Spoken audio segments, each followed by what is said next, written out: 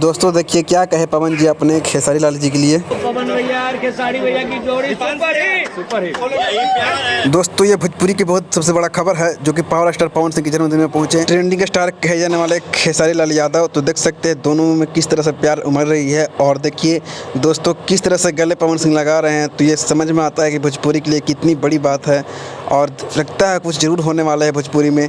आप देख सकते हैं किस तरह से इनको केक किया जा रहा है। चलिए दोस्तों वीडियो को पूरा देखिए। तो भाई नाच एकदम हटाना है।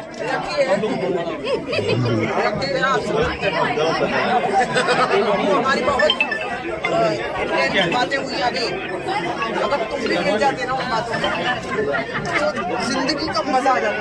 पवन तुम नहीं थे, हमारी जो अभी वार्तालाप हुई है ना खेसारी और मेरी, तुम नहीं जानते, तुम जान भी नहीं सकते, जान ही नहीं सकते, कान के पर्दे फट जाएंगे।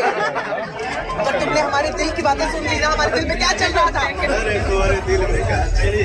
मैं चाहती हूँ कि तुम सुनो। इसके लिए अकेलापन चाहिए हमें, 4 लोगों को।